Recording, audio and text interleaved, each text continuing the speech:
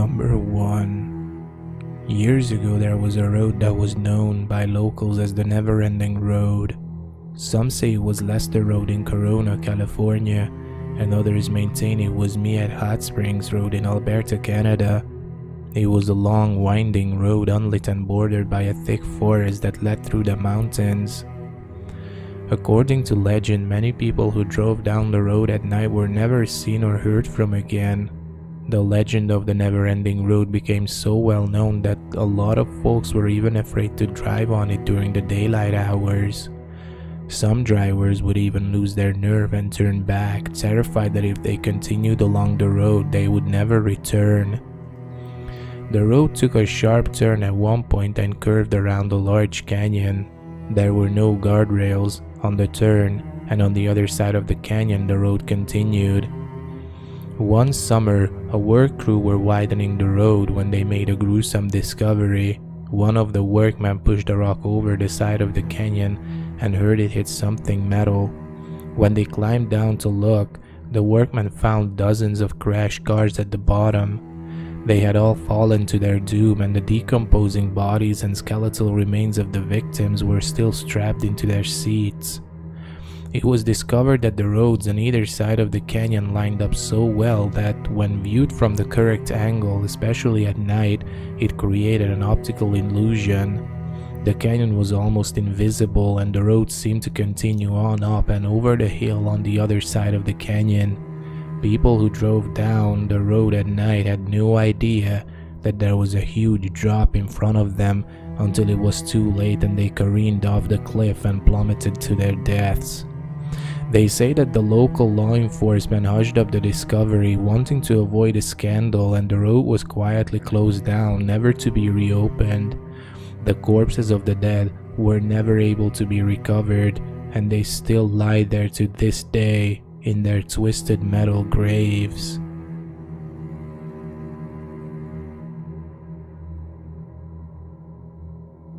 Number 2. A mother and daughter were traveling together in Europe. When they arrived in Paris, they booked into a luxury hotel. The mother was feeling quite poorly and decided to go to bed early. The daughter was a little worried and sent for the hotel doctor, who examined the mother and wrote out a prescription. The daughter then set out into the city to find a pharmacy and buy the medicine for her mother. What should have been a simple errand ended up taking the daughter almost 4 hours, mainly because she spoke little or no French. She searched the entire city and eventually managed to find a pharmacy that was still open. Finally, the frustrated daughter arrived back at the hotel with the medicine, only to discover that her mother's room was completely empty. It was as if her mother had just vanished into thin air. In fact, the hotel room looked completely different. The carpet, the wallpaper, and the curtains all had different patterns. The bed was made and looked as if it had never been slept in. All of their luggage was nowhere to be found.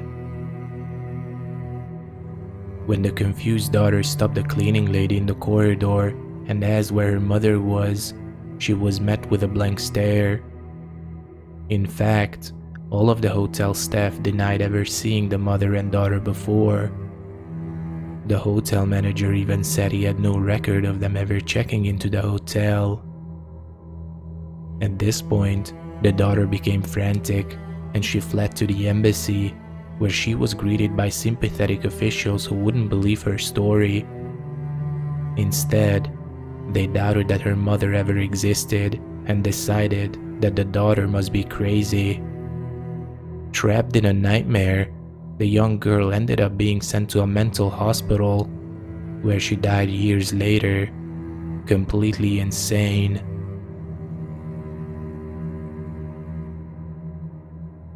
Number 3. One night, a woman went out for drinks with her girlfriends. She left the bar fairly late at night, got in her car and onto the deserted highway.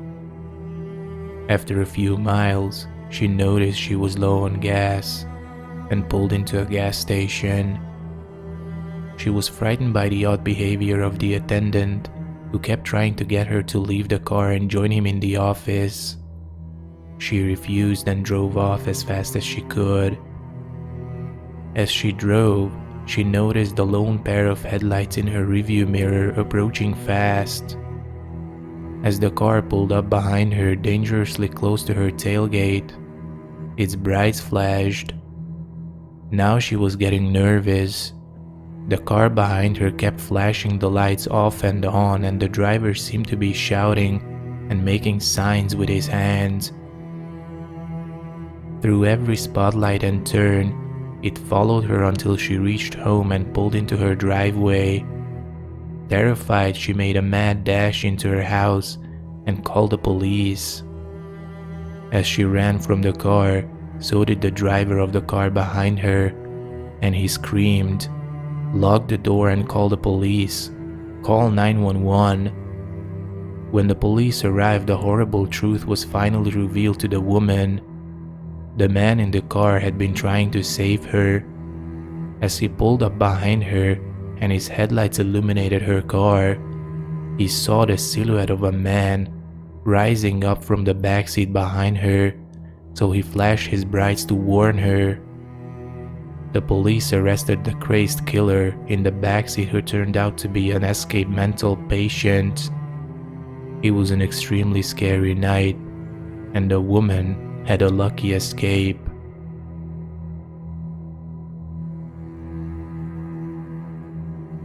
Number 4. There was a wealthy farmer who owned a lot of land in Ohio. He built a new barn on his property every time his wife had a baby. He named the barns after each of his children, and they had 6 kids and were expecting number 7. However, the farmer's wife died in childbirth, and so did her unborn baby. The farmer went insane with grief and couldn't tend to his farm. The family had no money and the farm started going under. They say that one night, in the depths of his madness and despair, the farmer took an axe and led his children out to the barns, where he murdered them one by one. He buried each of their bodies in the 6 barns that had been named after them. Then the farmer went to the 7th barn, where he hung himself. As the story goes, all of the barns were eventually torn down and the land was sold off. All except for number 7. Nobody wanted to buy the land because of what had happened there, so it was abandoned and soon fell into disrepair. They say if you go to that barn at night, you can see the ghost of the farmer hanging from the rafters, his body swinging back and forth in the wind, dwelling on his terrible crime for all eternity. No one was ever really sure where the 7th barn was located, although it was definitely in Ohio. Some said it was the Kranz farm in Cuyahoga Valley, and others said it was at Top of the World in Northampton. In 1997, a local Ohio teacher claimed that after a lot of research, he had finally managed to track down the real location of the infamous 7th barn. He said that none of the barns had ever actually been torn down. The land had just been divided up and sold off, and the barns had simply been incorporated into neighboring farms. According to the teacher, he was able to pinpoint the correct location because all of the barns on neighboring properties had nameplates above their doors with the names of children engraved on them. The teacher and his son set out at night to visit the barn, bringing a video camera with them, in the hopes of capturing some paranormal activity. The next morning, the teacher's wife reported her husband and son missing. Police found their abandoned car by the roadside. While searching the area, they entered the barn in a nearby field and found the dead bodies of the teacher and his son hanging from the rafters.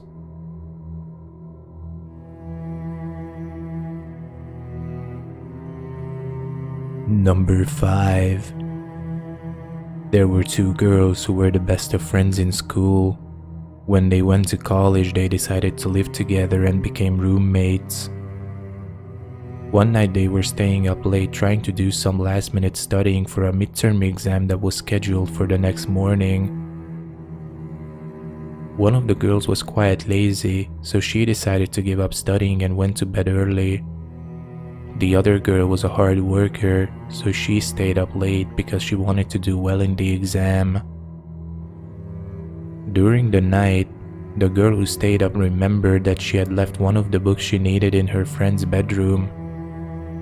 She didn't want to wake her roommate by turning on the light, so she snuck into the bedroom and rummaged around in the dark looking for the book she needed.